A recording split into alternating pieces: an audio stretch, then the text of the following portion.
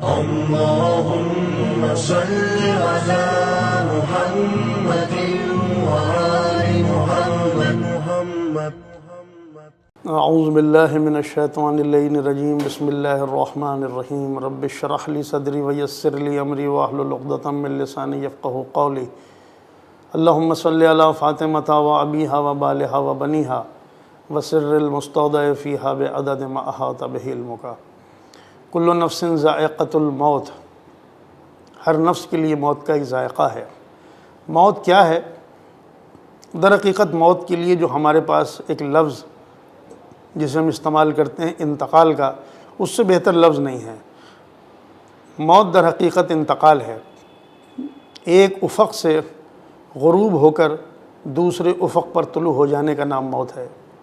ایک مقام سے منتقل ہو کر دوسرے مقام پر چلے جانے کا نام موت ہے.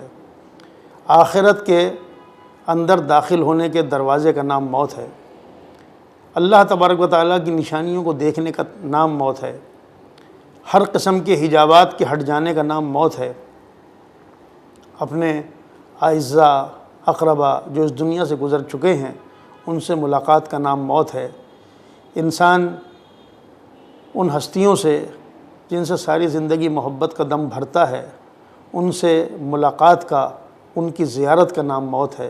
موت مومن کے لیے اتنی بڑی سعادت ہے کہ دنیا میں اس زندگی میں اتنی بڑی نعمت اللہ نے اسے عطا نہیں کی جتنی موت کی شکل میں اسے ملتی ہے. اسی لیے امام حسین صلی اللہ علیہ وسلم نے موت کو ایک پل سے تعبیر فرمایا کہ جب آپ نے عاشور کے دن خطبہ ارشاد فرمایا اور اپنے صحابیوں کو مخاطب ہو کر فرمایا کہ صبرن یا بنی کرام فم الموت الا قنطرہ. یہ موت کچھ بھی نہیں ہے، یہ ایک پل ہے. اس پل کے ذریعے سے تم مشکلات و زحمتوں سے نکل کر دائمی اور ہمیشہ باقی رہنے والی نعمتوں کی طرف منتقل ہو جاؤ گے، اور تمہارا دشمن دنیا کی نعمتوں سے منتقل ہو کر ہمیشہ ہمیشہ کے دائمی اللہ کے عذاب کی طرف منتقل ہو جائے گا. تو موت در حقیقت منتقل کے نام ہے، اور اس کو مختلف حکماء نے اپنی اپنی تعبیرات کے ذریعے سے بیان کیا ہے کہ جیسے شکم مادر سے بچہ منتقل ہو کر دنیا میں آتا ہے، بالکل اسی طریقے سے اس زمین کے پیٹ سے انسان باہر نکل کر آخرت کی طرف روانہ ہوتا ہے. قرآن کریم نے سورہ حدید میں اور مختلف مقامات پر مثالوں کے ذریعے سے انسان کی زندگی کے مراحل کو بیان کیا ہے. جیسے ایک بہت تفصیلی آیت ہے سورہ حدید کی کہ اعلموا انما الحیات الدنیا لعب و لہو و زینۃ و تفاخر بینکم و تکاثر فی الاموال والاولاد.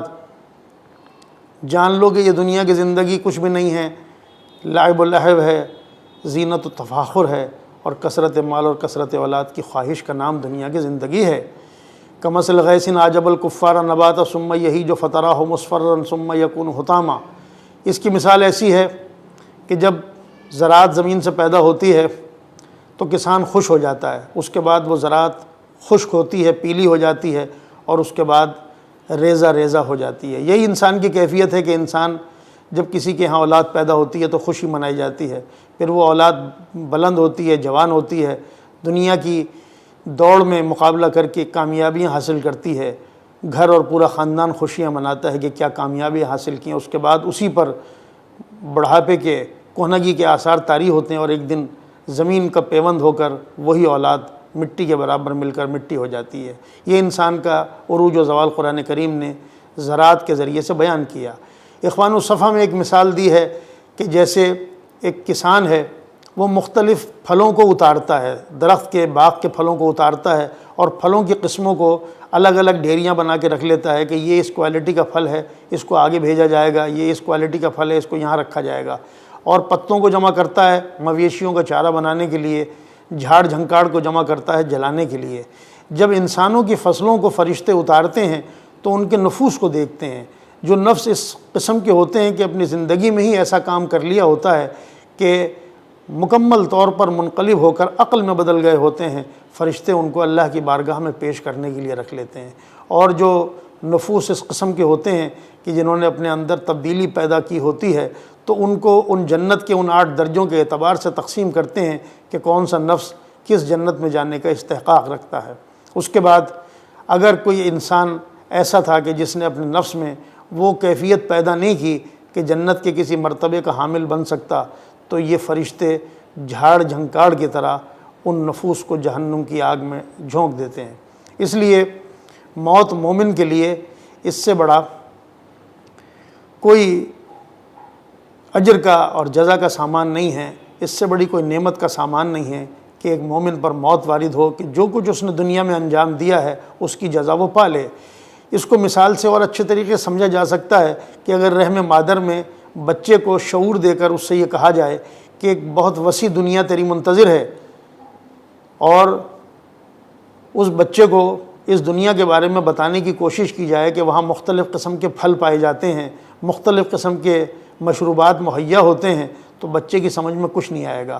وہ ماں کے شکم میں جو موجود رطوبتیں ہیں انہی کو سمجھتا ہے سب کچھ، تو اس کو مثال انہی رطوبتوں کے ذریعے سے دی جائے گی کہ جو کچھ تو یہاں دیکھتا ہے اس سے بدرجہ بہتر پھل اور بدرجہ بہتر مختلف شرابیں وہاں موجود ہیں باہر کی دنیا میں۔ وہ بچہ کہے کہ میرے لیے یہی دنیا صحیح ہے، میں اس دنیا میں منتقل نہیں ہونا چاہتا، لیکن جب وہ بچہ اس مقام سے نکل کر اللہ کے حکم سے اس جہان میں اترتا ہے تو وہ خود دیکھ کر حیران ہوتا ہے کہ کہاں شکم مادر کی محدودیت اور کہاں اس دنیا کی اتنی وسعت اور اس دنیا کے اندر اتنی نعمتیں ہیں کہ کہاں شکم مادر کے اندر ان نعمتوں کا ان سے موازنہ یا مقابلہ کیا جا سکتا ہے۔ اب اسی طریقے سے انبیاء نے، مرسلین نے اس دنیا کے اندر رہنے والے انسان کو اس کی عقل کے اعتبار سے اسی دنیا کے اندر موجود نعمتوں کو مثال بناتے ہوئے آخرت کی نعمتوں کی طرف توجہ دلائی ہے کہ وہاں ایسی نہریں جاری ہیں، وہاں اس قسم کے پھل ہیں، وہاں اس قسم کے اللہ کے انعام ہیں جو انسان کی عقل میں اس دنیا میں رہتے ہوئے چیزیں سما سکتی ہیں۔ وہی قرآن نے، وہی حدیثوں میں معصومین نے بیان فرمائی ہیں۔ لیکن جس طریقے سے رحم مادر سے نکلنے والا بچہ اس دنیا کی نعمتوں کو اس وقت تک نہیں سمجھ پاتا جب تک کہ یہاں نہیں آ جاتا، اور اس وقت تک اس جگہ کی محدودیت کو نہیں سمجھ پاتا جب تک کہ اس دنیا کی وسعت کو نہیں دیکھ لیتا، بالکل اسی طریقے سے جب انسان اس دنیا سے جائے گا اور اس جہان میں منتقل ہوگا تو پھر وہاں دیکھ کر یہ سمجھے گا کہ کہاں یہ زمین کی زمین کی محدودیت اور کہاں اس عالم آخرت کی لامحدودیت۔ اب وہاں پر جو موجود نعمتیں ہیں اس کو ہم اپنے نفس پر اس انداز سے قیاس نہیں کر سکتے۔ ہم یہی سمجھتے ہیں کہ وہ تمام چیزیں جو قرآن نے بیان کی وہ حق ہیں، لیکن یہ وہ تمام نعمتیں ہیں اس انداز سے کہ جو ہم ایک مومن کے لیے بیان کرتے ہیں۔ لیکن اگر کوئی انسان فاسق و فاجر ہے، اگر کوئی انسان بدترین گناہوں کا مرتکب اس دنیا میں رہا ہے تو موت اس کے لیے بدترین عذاب کا سرچشمہ بن کر آتی ہے۔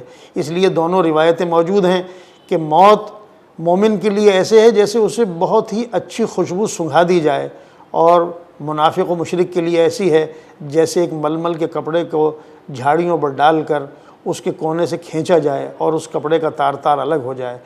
منافق کی موت اس قسم کی ہے کہ بدترین اذیت کے ساتھ اس کی روح کو قبض کیا جاتا ہے، اور مومن کی موت ایسی ہے کہ اس کے لیے راحت و سامان ہر قسم کا اس کے لیے فراہم کر دیا جاتا ہے۔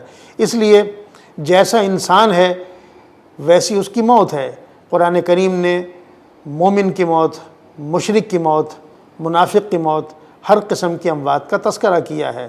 قرآن کریم نے بیان کیا کہ جب ایک پاک و پاکیزہ نفس والے انسان پر موت وارد ہوتی ہے تو موت کا فرشتہ روح بعد میں قبض کرتا ہے، پہلے اسے سلام کرتا ہے، اور جب ایک مشرک اور منافق کی روح قبض کی جاتی ہے تو فرشتے اس کے چہرے پر، اس کی پشت پر مارتے ہیں اور اذیت کے ساتھ اس کی روح کو قبض کرتے ہیں۔ جب ایک مومن کی روح قبض کی جاتی ہے تو اس سے پہلے جو بندگان خدا اصحاب یمین اس دنیا سے گزر چکے ہیں ان کا سلام اسے پہنچایا جاتا ہے۔ جب اس کا ذہن ان کی طرف ملتفت ہوتا ہے تو اس کی روح کو قبض کر لیا جاتا ہے۔ لیکن انسان پر جب موت کی سکرات کی کیفیت طاری ہوتی ہے، اور قرآن کریم نے سورہ واقعہ میں سکرات کے لفظ کو ایک ہی مرتبہ بیان کیا ہے، جب وہ کیفیت طاری ہوتی ہے تو وہ کیفیت اللہ کی بارگاہ سے ہمیشہ پناہ کا طلبگار رہنا چاہیے کہ انسان اس عالم میں جب منتقل ہو تو اللہ کے لیے اس نے ایسا عمل انجام دیا ہو کہ ایک پلک جھپکتے ہوئے جب اس دنیا کو دیکھے اور دوسری پلک جھپکتے ہوئے آخرت کو دیکھے تو آخرت میں اس نے ایسا سامان کا ذخیرہ کر رکھا ہو، اپنے لیے ایسا عمل فراہم کر رکھا ہو کہ اس دنیا کو چھوڑتے ہوئے اسے کوئی تنگی و دشواری نہ ہو۔